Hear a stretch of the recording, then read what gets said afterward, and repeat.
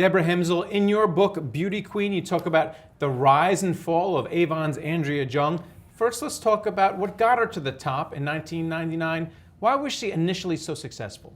She is a marketing genius, and the brand was old-fashioned. It needed to be turned around. She came in with a vision to contemporize it, high technology at affordable prices, and things just kept going uphill from there.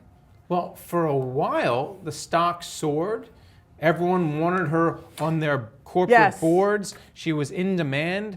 But then things kind of collapsed. They had the Chinese bribery scandal. She was missing sales guidance. What undid her?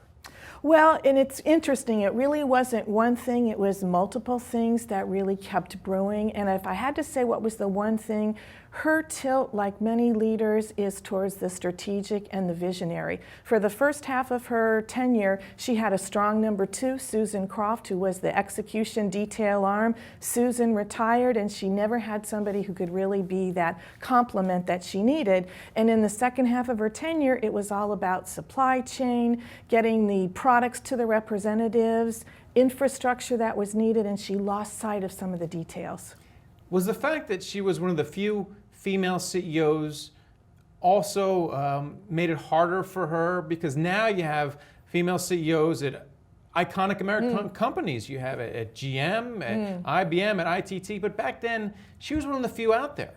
I really don't think that gender played a role at all. And in fact, at the end of her tenure, if she was a man, I think the board would have taken her sooner. Now, does she deserve all the blame? Because also during this period, the internet was rising. So did that remove the need for the Avon lady to ring your bell? Well, what's interesting, and many people don't know about it, is actually right now, Avon sales are 80% outside of the United States. So while we think the internet, and it has, really revolutionized retail, when you look at these emerging markets where you don't have the drugstore around the corner and the big box retailers, the Avon representatives is still really viable. And that's where women get a big selection of beauty. But still, the stock continues to sink. Yeah. Can Cheryl McCoy turn this around? Yeah, if anybody can do it, Sherry can. I knew her from J&J days. She's a strong leader and has the depth of experience in all these global markets.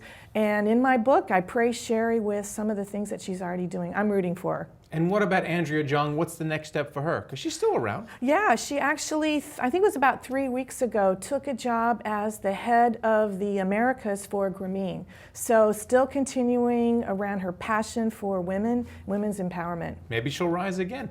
Thanks a lot, Deborah Himsel. Great, thank you. My pleasure. Thank you for watching The Street.